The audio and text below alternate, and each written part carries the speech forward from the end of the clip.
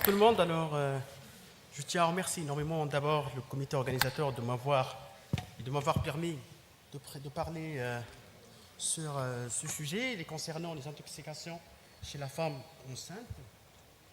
L'intoxication, de manière générale, fait suite à l'exposition de l'organisme à un produit toxique par ingestion, inhalation, exposition cutanée, administration éctale ou parentérale. Les agents toxiques peuvent être chimiques, médicaments, produits biologiques d'origine animale ou végétale. Ils constituent, de manière générale, l'intoxication de manière générale constitue un motif fréquent de constatation d'urgence. Et l'intoxication peut être volontaire, comme peut être dans un but d'autolyse accidentelle. Dans l'historique un peu, Paracelsus, il a essayé de terminer quelques notions et il a essayé de dire que tous les produits contiennent du poison. Il n'y a rien sans poison, sauf que la dose administrée limite l'effet toxique d'un produit ou d'un médicament. Mais parfois même, une dose bien déterminée peut avoir des effets indésirables qui peuvent être nocifs pour l'organisme. Concernant la femme enceinte, est-ce qu'il y a des données? Mais les données épidémiologiques qu'on dispose actuellement, ils sont très limitées. Ils constituent un événement qui est rare et qui est peu décrit de la littérature, dont la prévalence il est mal évaluable. La majorité des écrits qui ont été rapportés concernent les rapports du cas, des intoxications avec paracétamol, paraphényldiamine à propos d'un cas, etc. Mais c'est rare de trouver une série proprement dite concernant les intoxications chez la femme enceinte. Mais j'ai fouillé un peu dans la littérature, j'ai trouvé quelques papiers qui parlent quand même de quelques notions d'épidémiologie chez la femme enceinte. Et ça, c'est un papier qui parle d'intoxication durant la grossesse. Et ils ont pu quand même collecter, entre 2010 et 2012, ils ont pu collecter 103 dossiers concernant les intoxications chez la femme enceinte. Dans un centre italien, où ils ont étudié l'effet tératogène des différents produits toxiques que les partérientes ingérées durant la grossesse, et ils ont pu collecter quand même 45 cas d'intoxication chez la femme enceinte. Et ils ont pu déterminer, un logiciel qui s'intéresse aux effets tératogènes chez la femme enceinte. Alors, dans une étude à Budapest, en Hongrie, où ils ont pu étudier les effets des agents toxiques que la patiente enceinte a pris durant la grossesse, et ils ont étudié l'effet des tératogènes sur la descendance. Ça veut dire dès la naissance jusqu'à 7 ans, et ils ont arrivé dans ce sens de recueillir des informations à propos de 109 femmes qui étaient intoxiquées durant la grossesse.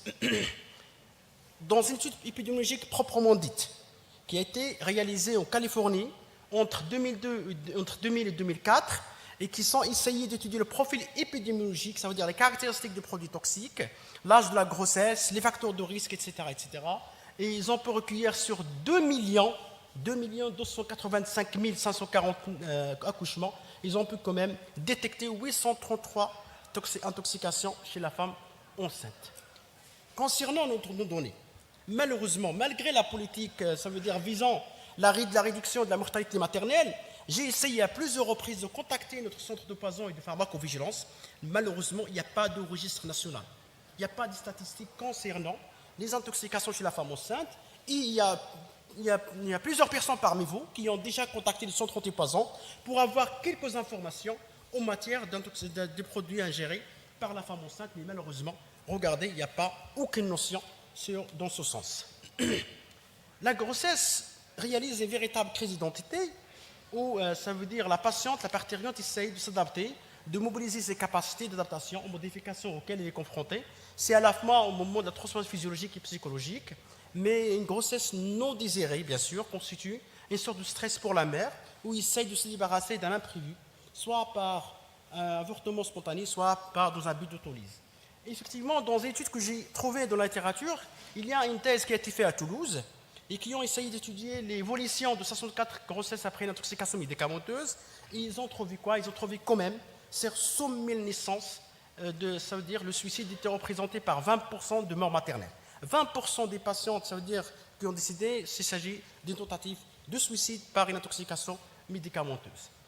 Et dans une autre étude, de l'étude que j'ai validée au début, ça veut dire concernant l'étude épidémiologique proprement dite, il y a quand même le taux de suicide, il est très très important. Les 2 tiers des patientes, c'est-à-dire 600 intoxiqués dans un but suicidaire et seulement 3% dans un but involontaire.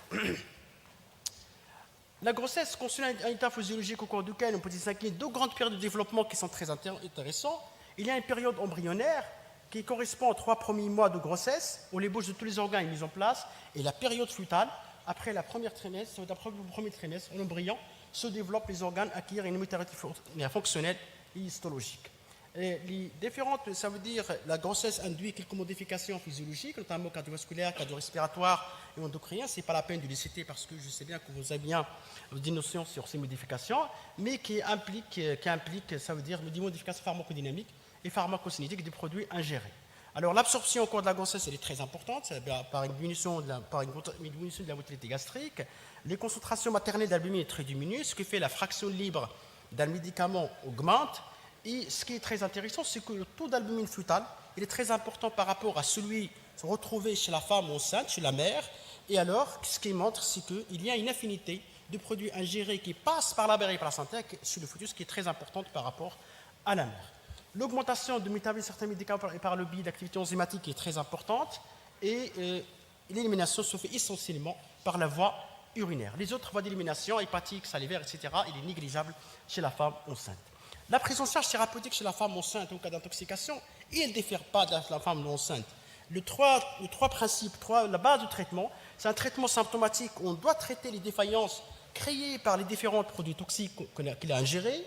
De décontamination, ça veut dire qu'il faut libérer le toxique de la voie d'entrée cutanée, digestive, etc. Et un traitement spécifique, c'est l'antidote au léquilade. Voilà, c'est le management. Donc, c'est dans une étude qui a été faite, ça veut dire aux États-Unis, et ils ont montré que le management des patientes, des bactérientes qui sont intoxiquées, c'est la même chose que la femme chez la femme non enceinte.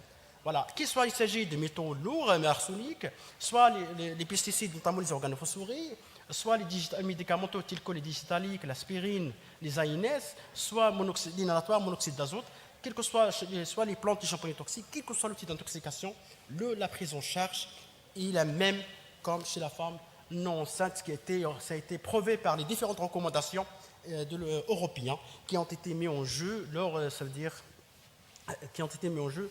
dont ils ont décidé que la prise en charge chez la femme enceinte est la même que chez la femme non enceinte. Sauf la colchicine. La colchicine, une particularité de colchicine, c'est que le pronostic fœtal, il dépend du temps d'exposition aux colchicine. Ça veut dire que c'est la femme, la partériante qui s'intoxique par colchicine, il faut absolument extraire le bébé parce qu'ils ont montré que le dosage de colchicine, c'est le sang fœtal, il est très important, qu'il est toxique. Donc l'intoxication aux colchicine impose et césarienne extraction fœtale en urgence parce qu'il dépend du temps d'exposition de la colchicine, dépend du passage transplacentaire de médicaments qui est très très cardiotoxique. L'antidote. L'utilisation d'antidote, c'est une grande controverse. Ça veut dire qu'il y a des gens qui disent que l'antidote constitue un risque très important pour le fœtus. Il y a même qui disent qu'il y a certains antidotes qui entraînent une nécrose hépatique chez le fœtus. Mais les différentes recommandations se penchent sur une chose, c'est que l'antidote doit être administré à la femme enceinte, quel que soit le type d'intoxication et quel que soit le type de l'antidote, quel que soit l'âge gestationnel de la femme enceinte. Ce qui a été confirmé par exemple, en cas d'intoxication au monoxyde d'azote, l'oxydation hyperbare, malgré que les études disent sur l'animal qu'elle entraîne des malformations qui sont graves, telles que l'érythronopathie, telles que l'altération de la circulation placentaire, et telles que des malformations cardiaques, mais quand même, les recommandations françaises se penchent sur l'utilisation de l'oxydation hyperbare, et même ils ont prouvé par une étude randomisée que les fœtus qui ont bénéficié d'oxygénation, chez les femmes qui ont bénéficié de l'oxygénation hyperbare, leur fœtus a moins de séquelles par rapport aux fœtus qui n'ont pas bénéficié de l'oxygénation hyperbare. Voilà, il y a différentes études qui ont été décrites dans la littérature. Ça veut dire que les différentes femmes intoxiquées ont bénéficié de différentes espèces d'antidotes, notamment l'acétylcystine, le bicarbonate de sodium, l'imagnésium, etc., mais sans aucun effet sur le fœtus. Voilà, donc on va finir par l'acétylcystine voilà, qui est l'agent qui est le plus incriminé de la toxicité fétale, mais quand même, le pronostic de la femme, qui s'est intoxiquée par le paracétamol dépend de la précocité d'injection d'antidote. Donc, si on injecte l'antidote de manière précoce, le pronostic il est meilleur, malgré que certaines études disent qu'une acétylcystine entraîne une nécrose hépatique fétale, mais quand même, il faut l'utiliser, il faut l'administrer le plus tôt possible. Est-ce qu'il y a une notion de phototoxicité? Bien sûr, oui, parce que la phototoxicité dépend de plusieurs paramètres, de plusieurs facteurs caractéristiques des agents toxiques. Les facteurs placentaires, ça veut dire que le placenta, malgré que la quantité d'agents toxiques qui traversent le placenta ne dépend pas que des caractères physico-chimiques, mais aussi des paramètres pharmacocinétiques maternels et des facteurs placentaires qui varient en fonction de temps, et notamment les caractéristiques moléculaires, les facteurs placentaires tels que l'épaisseur, la surface, etc., et les facteurs maternaux fœtaux. Et il y a aussi des facteurs maternels et fœtaux, fasciculation des organes, capacité d'élimination hépato-urinale, affinité protéique, mais malheureusement, le métabolisme fœtal est difficile à apprécier. On a un seul élément qui va nous permettre d'apprécier le métabolisme fœtal, c'est le dosage de pH, le pH fœtal. Le métabolisme hépatique fœtal, il est faible, malgré que la maturité hépatique se fait dès la fin du premier trimestre, mais en raison que la circulation fœtale privilégie le cerveau et les autres organes. Mais l'élément le plus important dans la phytotoxicité, c'est la durée et les périodes d'exposition des fœtus aux agents toxiques. On peut distinguer 3 périodes. La première période, sur la déconception au 3e jour de la grossesse, c'est une période dite loi de Théorien.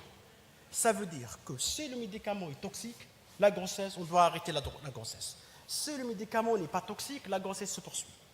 Alors, la femme enceinte est dans une période dite infraclinique. Il ne sait pas qu'elle est enceinte jusqu'au terme de 4 semaines d'aménorrhée. Alors, la 3e période, c'est du 13e jour au 56e jour de post-conceptionnel, ou la période de tératogénèse, où le risque est maximal. L'embryon se développe, il est sensible aux agents toxiques, qui ont un potentiel malformatif. Les malformations fœtales se produisent dans cette période. La 3e période, la dernière période, c'est du 5 au 6e jour à la fin de grossesse, période dite de phototoxicité. Les structures fœtales sont en place, la maturation des organes se poursuit et l'agent toxique ou le médicament ingéré peut être altérer la croissance du fœtus. La phototoxicité existe éventuellement parce que dans une étude à Budapest, en Hongrie, où ils ont pu étudier l'évolution, ça veut dire la descendance, l'évolution du nouveau-né jusqu'à l'âge de 7 ans, ils ont quand même trouvé qu'il y a certains médicaments qui entraînent les crises d'épilepsie, les maladies épileptiques chez le nouveau-né, les détresses respiratoires, les morts fœtales, etc. Et même, il y a des malformations qui sont graves, telles que spina bifida, telles que l'atrésie intestinale, etc., etc. En tout cas, il y a une notion de phototoxicité dans la littérature. Et voilà, ici, c'est une étude qui montre que quand même, les anomalies congénitales existent, mais ce qui est très important, c'est que l'accouchement prématuré et l'hypotrophie, ce sont des éléments qui sont significatifs à l'association de l'intoxication et grossesse. Dans des études nationales, j'ai trouvé une thèse qui a été faite ici au Maroc, à Rabat, concernant le risque de la phytothérapie monographie des plantes toxiques les plus utilisées au Maroc. Et ils ont pu, ça veut dire, retirer quelques notions qui sont fondamentales et qu'on doit connaître quand même, c'est concernant certaines plantes qui sont très très toxiques et très phototoxiques, telles que la fenugrec, le halba, et qui peut entraîner des anomalies fœtales qui sont graves, telles que l'encéphalocèle, l'hydrocéphalie spina bifida, l'hydrocéphalie fissure labiopalatine, l'anencéphalie. Donc, on trouve généralement, la plupart des patients des partérientes qui prennent le halba pour des maladies quelconques, pour traiter des infections urinaires, etc. Mais quand même qu'il faut déconseiller d'utiliser le halba au cours de la grossesse parce qu'il a un effet fœtal qui est quand même non négligeable. Il y a aussi d'autres plantes, telles que le chapelet, Berberidaceae. Ce sont des mots qui sont latins, qui sont très difficiles à prononcer. Mais ce qui est très important, c'est de savoir qu'est-ce qu'ils entraînent.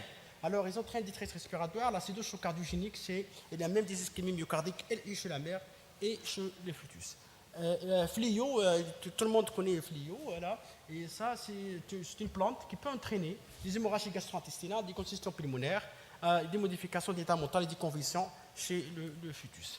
Voilà, j'ai trouvé parmi les plantes qui sont contre-indiquées, absolument contre-indiquées à utiliser chez la femme enceinte, ça veut dire c'est l'absinthe, Shiba. Et voilà, on sait très bien que nos Marocains, nous sommes des grands consommateurs de Shiba, mais malheureusement, il est très toxique. Il est trop toxique, il y a même des études tunisiennes dans ce sens qui ont prouvé que Shiba il est très toxique et pour la mère et pour le fœtus. Dans notre expérience, on a pu quand même collecter une petite série de 14 cas dont les organophosphoriques constituent l'agent toxique le plus ingéré, dans un but suicidaire et dans un but, il y a quelques cas des plantes dans un but abortif. Et quand même, il y a une évolution fatalité ces 3 cas, avec une évolution favorable chez des patients, et avec des morts de 4 fœtus qui sont morts-nés. Enfin, j'aimerais bien vous rapporter quelques cas cliniques de notre expérience concernant une femme de 28 ans. Elle est enceinte à 24 semaines d'aménorrhée, il n'y a pas d'antécédent pathologique particulier. Elle était admise dans le service de réanimation pour vomissement, douleur abdominale, diarrhée, mélinat suivi de troubles de conscience. Et la patiente est initialement obnubilée avec un score de classe voie 11, sans signe de localisation. La pression artérielle était limite, 90-55 mmHg. La fréquence cardiaque était tachycarde à 110 battements par minute. Il n'y avait pas d'anomalie de circulation cardio-pulmonaire. L'abdomen était souple, la température était 38. On était par ailleurs des épistaxis et purpura péticiale, si au niveau des membres inférieurs. La glycémie, sommet. Fini? Ah, il faut conclure, d'accord. Pour conclure, alors je veux dire que